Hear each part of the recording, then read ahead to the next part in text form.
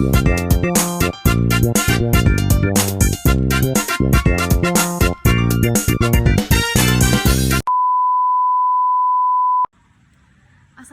warahmatullahi wabarakatuh. Salam sejahtera untuk kita semua. Yang terhormat Bapak Junes Tradiem SDMSI selaku dosen public speaking pada siang hari ini dan teman-teman yang saya banggakan. Puji syukur marilah kita panjatkan atas kehadiran Allah SWT, berkat rahmat dan karunia-Nya kita dapat berkumpul pada siang hari ini dalam keadaan sehat walafiat. Dan tak lupa juga salawat dan salam semoga senantiasa tercurahkan kepada junjungan kita Nabi besar Muhammad SAW yang membawa kita dari zaman kegelapan sampai menuju zaman terang benderang seperti saat ini. Pertama-tama izinkan saya memperkenalkan diri. Perkenalkan, nama saya Alfira Febri dengan NIM 2305138036, Prodi Perbankan Syariah. Baik, di sini saya akan menyampaikan pidato resmi saya yang berjudul Peran Generasi Muda dalam Menghadapi Tantangan Kecerdasan di Era Buatan Digital. Baiklah teman-teman sekalian, beberapa tahun ini dunia kita berubah dengan sangat cepat. Kehadiran Artificial Intelligence atau AI atau kecerdasan buatan menjadi topik yang hangat diperbincangkan di seluruh dunia, termasuk Indonesia. AI kini bukan hanya sekedar teori dalam film fiksi ilmiah, tetapi sudah menjadi kenyataan yang mempengaruhi seluruh aspek kehidupan. Yang pertama, pendidikan, ekonomi, kesehatan, bahkan cara kita bekerja dan berinteraksi.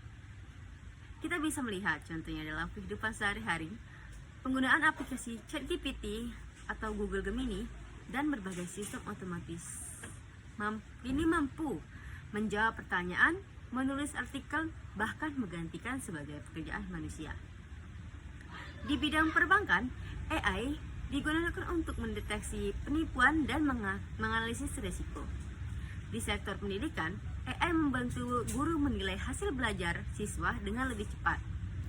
Namun, di sisi lain, kemajuan ini juga menimbulkan kekhawatiran, terutama generasi muda siap menghadapi perubahan besar ini. Baiklah teman-teman semua, kecerdasan buatan bukan hanya membawa peluang, tetapi juga tantangan yang besar.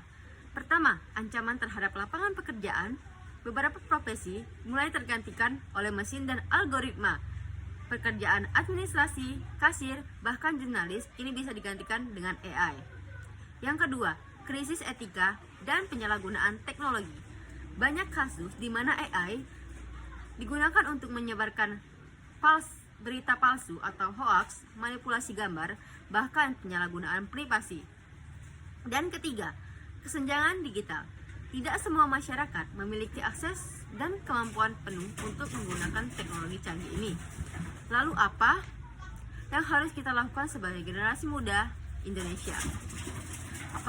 Apakah kita hanya menjadi penonton perubahan atau justru menjadi bagian dari perubahan?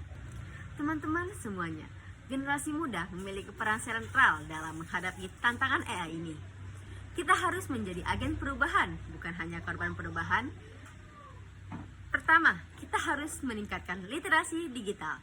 Artinya, bukan hanya mampu menggunakan teknologi, tetapi memahami cara kerja, manfaat, dan resikonya. Kita perlu belajar bukan hanya menjadi user, tetapi juga kreator teknologi. Kedua, kembangkan keterampilan baru yang tidak mudah digantikan oleh mesin seperti kreativitas, empati, komunikasi, dan kepemimpinan.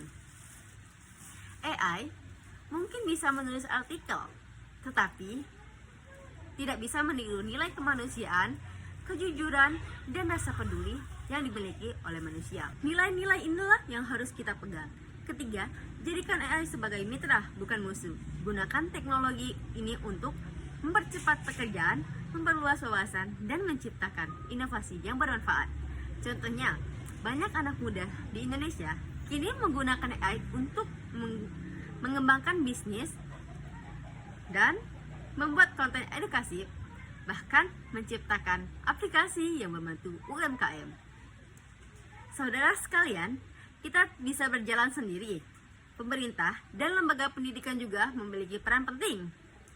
Pemerintah perlu menyiapkan regulasi dan kebijakan etis yang mengatur penggunaan AI secara bertanggung jawab. Teman-teman sekalian, kemajuan AI tidak bisa dihentikan, melainkan arah perubahannya ada pada kita.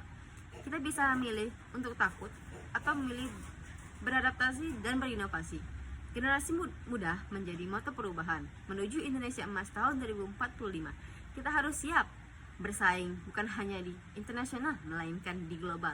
Mari jadikanlah teknologi bukan sebagai ancaman melainkan sebagai alat untuk memperkuat iman, ilmu, dan kemajuan bangsa. Ingat, teknologi tanpa nilai kemanusiaan akan hilang maknanya. Maka, jadikanlah iman, etika, dan tanggung jawab sosial sebagai dasar setiap langkah kita di dunia digital. Baiklah teman-teman sekalian, izinkan saya menutup pidato pada hari ini dengan satu pesan. Masa depan tidak bisa menunggu mereka yang takut berubah, tapi mereka yang berani belajar dan beradaptasi. Mari kita generasi muda Indonesia berdiri tegak sebagai generasi yang cerdas secara teknologi, kuat secara moral, dan berjiwa nasionalisme.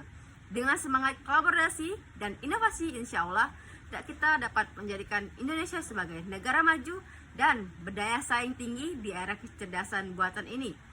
Apabila ada salah kata, saya mohon maaf, pada Allah saya mohon ampun. Saya akhiri, wassalamualaikum warahmatullahi wabarakatuh. Terima kasih.